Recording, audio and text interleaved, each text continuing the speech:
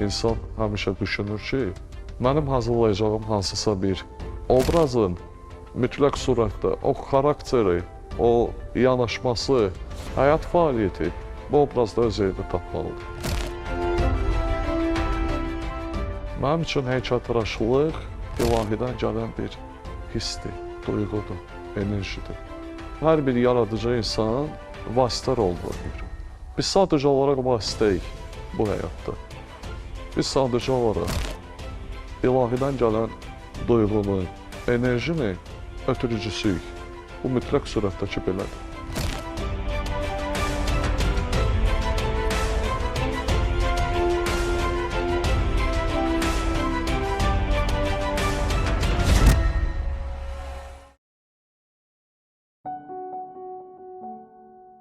Bəzən bir insanın ömrünü danışmaq üçün uzun cümlələrə ehtiyac olmur. Bir parça palçıq kifayətdir. Çünki palçıq sadəcə torpaq deyil. O, sənətkarın əlində düşüncəyə, duyğuya, xatirəyə çevrilir. Bir insanın üz cizgilərini, baxışını, xarakterini yaşatmağa başlayır. Sonra zaman keçir, sənətkarın əlləri ilə formalaşan o sima artıq təkcə heykəl olmur, bir yaddaşa çevrilir. Bəzən isə bir xalqın öz qəhrəmanlarına olan ehtiramının daşlaşmış ifadəsinə. Bugün yolumuz bizi palçığın dilini bilən bir sənətkarın emalatxanasına aparır. Onun əllərində torpaq danışır, daş susaraq tarix danışır, büstlər isə bizə öz sahiblərini xatırladır. O, monumental heykəltaraşlıqla məşğul olan sənətkar Naxçıvan Dövlət Universitetinin müəllimi Elxan Zeynalovdur. Mənim üçün heykəltaraşlıq ilahidən gələn bir hissdir, duyğudur, enerjidir. Bu, yaradıcılığın hər bir sahəsində var. Həqiqətən də bizim əgər o enerjimiz olmasa, bəzən kəsintilər yaranır. Hansısa, bilmirəm, səbəblərə görə ola bilər, hansısa hallara görə ola bilər. Həqiqətən də həmin anlarda demək olar əlimdən heç bir iş gəlmir. Və mən orada dərk edirəm ki, Allahdan gələn enerji, Allahdan gələn hiss, duyğu olmasa bu iş alınmaz. Mümkün deyil ki, alınsın. Elxan müəllimin sənət dünyasında insan obrazı xüsusi yer tutur. Onun yaratdığı hər portretin arxasında isə yalnız peşəkarlıq deyil, böyük bir məsuliyyət dayanır. Çünki tarixi şəxsiyyətin simasını yaratmaq sadəcə üz cizgilərini təkrarlamaq deyil, onun ruhunu duymaqdır. Əslində cansız bir şeyə həyat verib, yəni o cansız bir materiala həyat vermək, bu həyat vermək deyil, bu sadəcə olaraq o ilahidən gələn enerjini o cansız materiala ötürməkdir. Deməli, hər bir yaradıcı insan vasitə rol oynayır. Biz sadəcə olaraq vasitəyik bu həyatda. Nəinki yaradıcı insanlar, əslində bütün insanlar vasitədir bu həyatda. Biz sadəcə olaraq ilahidən gələn duyğunu, enerjini ötürücüsüyük. Bu mütləq surətdəki belədir.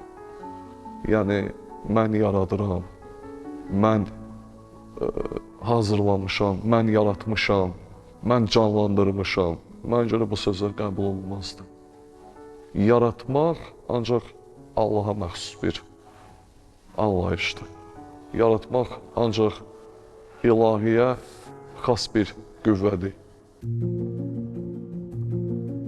Elxan Zeynalovun sənət yolunun başlanğıcında doğulduğu torpağın yaddaşı da var. O, əslən Qərbi Azərbaycandandır. Bəlkə də elə buna görə onun yaradıcılığında yaddaş anlayışı xüsusi bir yer tutur. İnsan doğulduğu torpağı yalnız xatirələrində daşımır, bəzən onu öz sənətinə gətirir. Torpaqdan ayrılan insanın yaddaşında isə torpaq daha da qiymətli olur.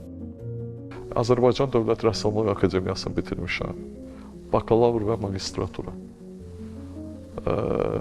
Sənətin ilk vaxtlarında ümumiyyətcə heykəltaraşlıq mənim ağlımda yox idi. Rəssamlıq Akademiyasına üst tutdum və orada mən əlbəttə ki, başqa sahə üzrə hazırlaşmışdım. Lakin bakalavriat 3-cü kursda mən başa düşdüm ki, bu sahə sevdiyim sahədir. Bu sahə məşğul ola biləcəyim sahədir. Bu sahə mənim hardasa nələrsə edə biləcəyim sahədir. Magistr təhsilimi isə xalq rəssamı, akademik Ömər Eldarovun emalatxanasında almışam. Əlbəttə ki, burada Ömər müəllimlə yanaşı mənə xalq rəssamı Akif Əsgərov da dərs demişdilər. Müəllimlərimə həmişə minnətdaram. Mən onlardan sənətdə lazım olan sirləri, sənətdə lazım olan metodları öyrənirəm. Hələ də öyrənirəm. Yəni hələ də əvvəl canlı orada üzbəüz dərs idi, amma indi mən onların yaradıcılığını araşdırıram, onların yaradıcılığını müşahidə edirəm.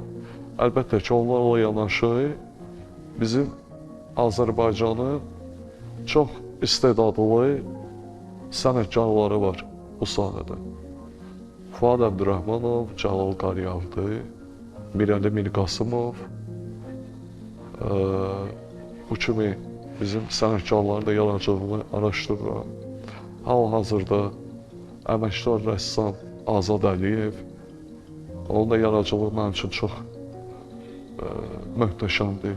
Və əlbəttə ki, mən bu müşahidələrimi həmişə aparmağa çalışıram.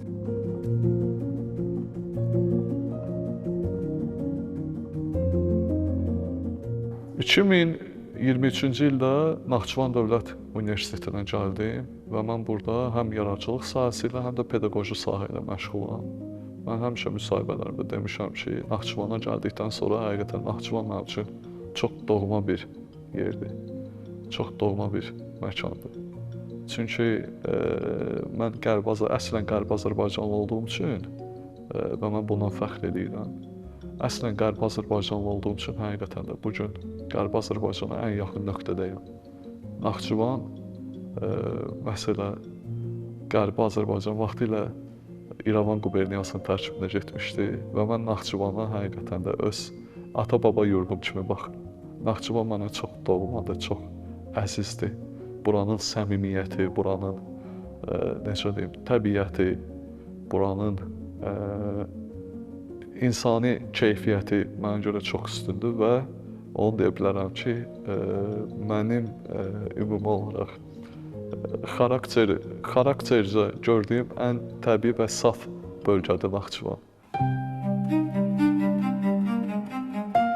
Şəhərin memarlıq üslubu var, özünə məxsus koloriti var və burada keçən dəfə necə deyim, hər dəfə müşahidə elədiyim bir əsərlərdən biri də məsələ Naxçıvan Milli Dram Teatrının önündə ucaldılan Cəlil Məmmədquluzadə heykəlidir.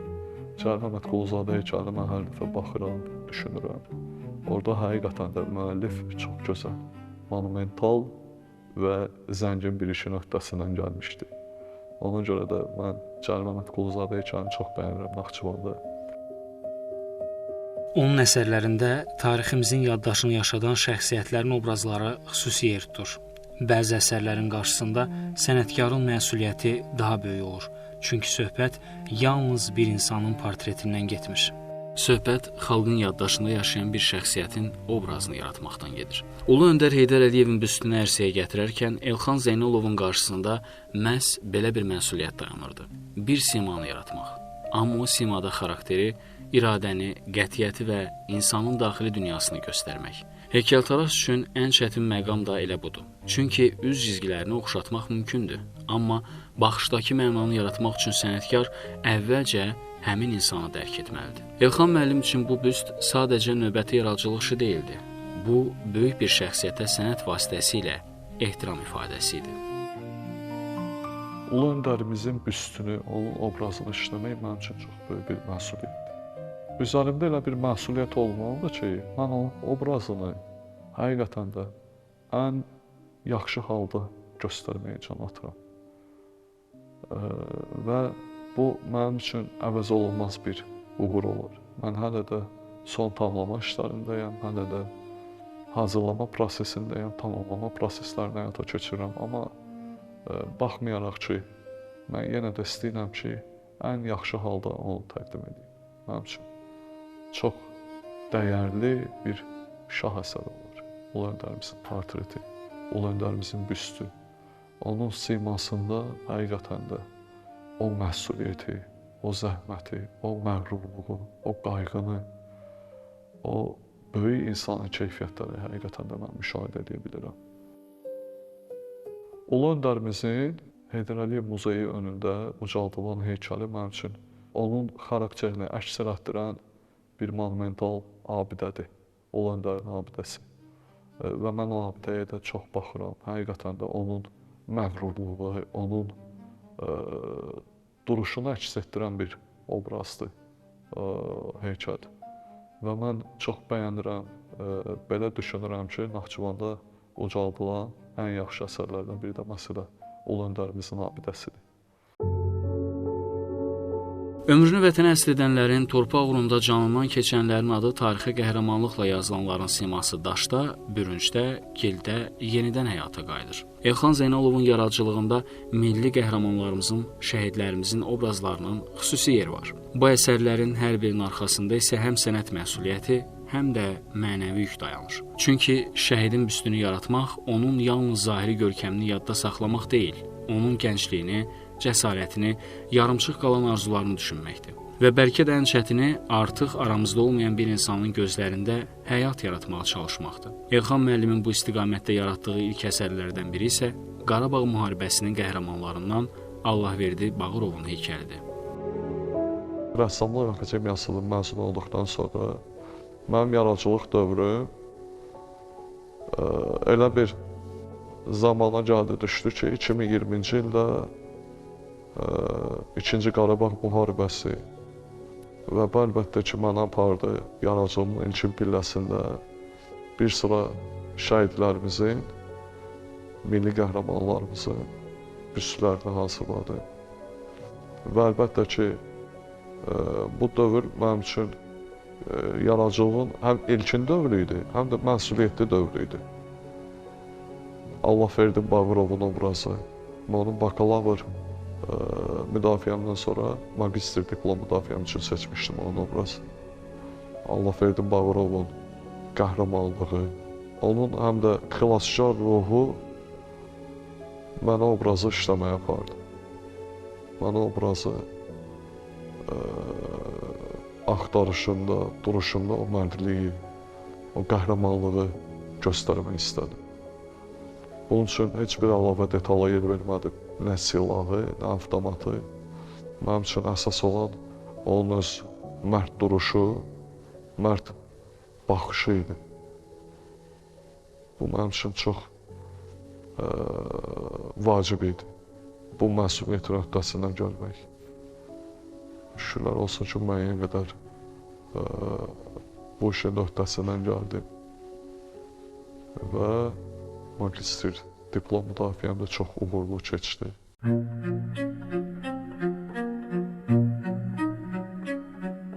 Bəzən bir insanın sözlər yaşadır, bəzənsə onun sözləri heykələ çevrilir. Elxan Zeynalov Məhəmməd Füzulinin büstünü yaradarkən qarşısında yalnız böyük şairin portretini deyil, bütöv bir ədəbi irsi canlandırmalı idi. Çünki Füzulinin simasını yaratmaq bir şairin üzünü yaratmaqdan daha böyük məsuliyyətdir. Orada sözün ağırlığı görünməlidir. Düşüncənin dərinliyi, sevginin ağrısı və əsrlər keçsə də dəyişməyən o daxili yanğı. Füzuli çox ağır bir obrazdır. Füzuli çox dərin bir obrazdır. Mən sevdirəm ki, gəlib Füzuliyə baxanda aransı bir tamaşaçı deyir sanki ağlayacaq. Çünki Füzulinin yazıları, Füzulinin əsərləri deyir, məni candan usandırdı, cəfadan yar usanmazmı? Yəni bunu demək olmur ki, məni candan usandırdı, cəfadan yar usanmazmı? Bu qura olmur. Deyir, məni candan usandırdı, cəfadan yar usanmazmı? Əlbəttə ki, alnımıza düşən bu xəttləri artıq ötürürük heykələ. Məhəmməd Füzulidə söz vardısa, İmaməddin Nəsimidə ruh vardı. Nəsimə əsrlər əvvəl yaşasa da, onun fikirləri bugün də insanı düşündürür.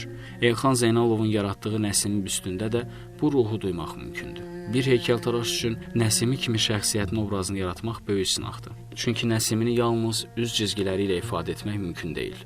Onun baxışında fikir olmalıdır, düşüncə olmalıdır, üsyan olmalıdır, azadlıq hissi olmalıdır. Bəlkə də sənətin ən böyük möcüzəsi elə budur. Əsrlər əvvəl yaşamış bir insanı bugünkü tamaşaçıya bir baxışla tanıda bilmək. Nəsim isə deyirsən, Nəsim razıdır eydan yeli yara yetir. Yəni bu misra məni həqiqətən də Nəsimi apardı. Və mən onun əsərlərinə, onun şəxsiyyətinə, onun fəaliyyətinə duyduğum marağa görə mənə bakalavr diplom müdafiəm üçün Nəsim obrazını seçmişdim. Çox da uğurlu alındı, uğurlu qarşılandı.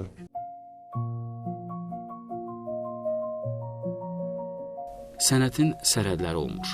Nə coğrafiya onu dayandıra bilir, nə də zaman. Elxan Zeynalovun yaradıcılıq dünyasında Azərbaycan ədəbiyyatının böyük simaları ilə yanaşı Türk dünyasının tanınmış şəxsiyyətləri də yer alır. Onlardan biri də böyük türk şairi Mehmet Akif Ersoydu. Onun üstünü yaratmaq isə sənətkar üçün yalnız portret üzərində işləmək deyildi. Bu, ortaq tarixə, ortaq mədəniyyətə və iki qardaş xalqın mənəvi bağlarına ehtiram idi. Qəribin afaqına sarmışsa çeliş sırxlı divar, sənin iman dolu göğsün gibi sərhəddin var. Yəni,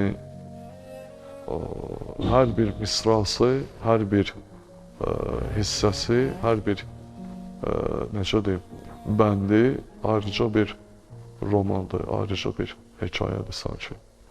Ona görə də Mehmet Akif Ersoy mənim üçün çox dərin bir şəxsiyyətdir və onun obrazına da duyduğum hörmət mənə onun üstünü, onun obrazını işləməyə yönləndirdi.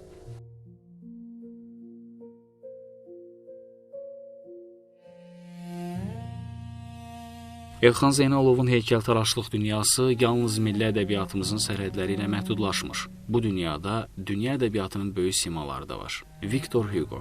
Bir yazıçının obrazını yaratmaq bəlkə də heykəltaraş üçün bir qədər fərqli duyum tələb edir. Çünki yazıçının əsas silahı sözdür, heykəltaraşın isə forması. Biri cümlələrlə insanı düşündürür, digəri bir sima ilə. Amma onların görüşdüyü bir yer var. İnsan ruhu. Elxan müəllimin yaratdığı Victor Hugo obrazı da bu görüşün sənət ifadəsidir.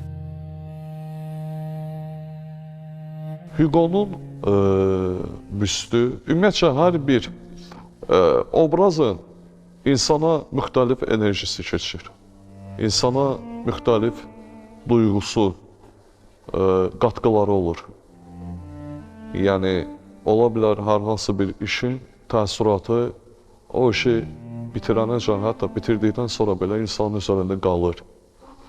Məsələn, Hugo obrazı mənim üçün çox dərin idi. Hugo obrazı mənim üçün çox möhtəşəm idi. Açığı, həmişə onun əsərlərini oxumuşdum.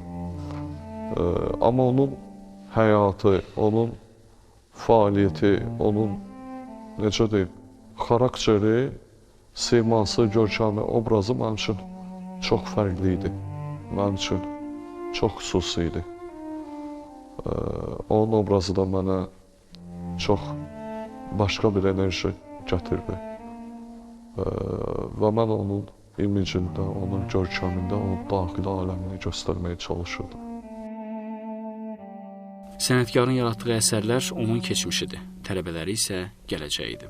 Elxan Zeynalov üçün heykəltaraşlıq yalnız emalatxanada bitmir. O, bu sənətin məsuliyyətini auditoriyaya daşıyır.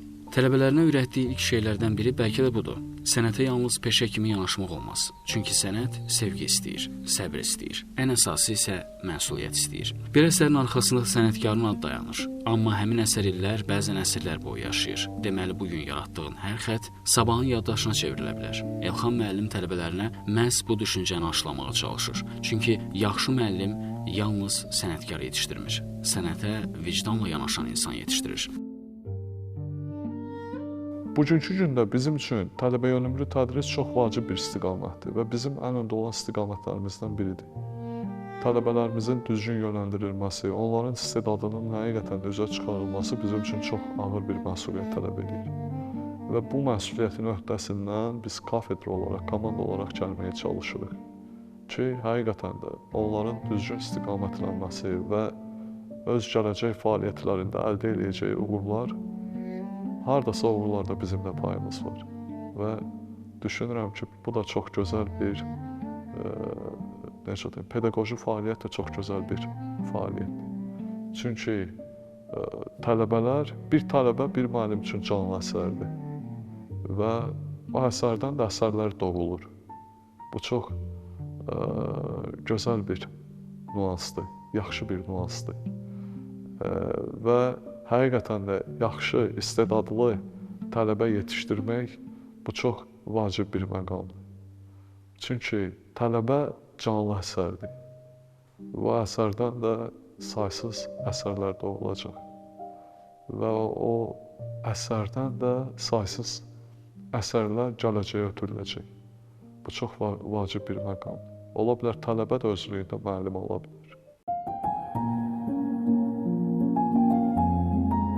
Bütün bu əsərlərin, simaların arxasında bir sənətkarın böyük arzusu dayanır. Elxan Zeynalovun ən böyük arzusu isə Naxçıvanda Hüseyn Cavidin möhtəşəm abidəsini ucaltmaqdır. Bəlkə də bu arzu onun yaradıcılıq yolunun ən böyük əsərinə çevrilə bilər. Çünki Cavidin heykəlini yaratmaq sadəcə bir abidə ucaltmaq deyil, bir şəhərin yaddaşına toxunmaqdır. Bir xalqın böyük oğluna ehtiram göstərməkdir. Cavidin sözlərini daşda davam etdirməkdir. O zaman Elxan Zeynalovun palçıqdan başlayan yaradıcılıq yolunun daha bir səhifəsi daşda yazılacaq. Çünki əsl sənətkarın ömrü onun yaşadığı illərlə ölçülmür. Onun ömrü yaratdığı əsərlərin ömrü qədərdir.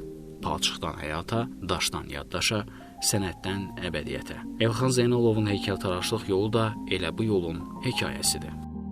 Mənim Naxçıvan üçün hal-hazırda ən böyük arzum Hüseyn Cavid heykəlini Naxçıvan şəhərinə və Naxçıvan əhlinə təqdim etməkdir. Mən çox istəyirəm mənim bu arzum reallaşsın. Və mən onun heykəlinin eskiz variantını işləmişəm. Şəhərdə yerləşdirilməsini, suni intellekt vasitəsilə onun düzgün yerləşdirilməsini müəyyən eləmişəm. Həm düzgün yerdə, həm də düzgün ölçülərdə uyğun olaraq, şəhərin ab-havasına uyğun olaraq, şəhərin mühitinə uyğun olaraq burada hər şey olunur. Uyğun olaraq yerləşdirməyi düşünürəm və bu mənim üçün əvəz olunmaz bir uğur olar. Hüseyn Cavidin obrazını reallaşdırmaq, Hüseyn Cavidin abidəsini reallaşdırmaq mənim üçün əvəz olunmaz bir stimul olar yaradıcılıq üçün.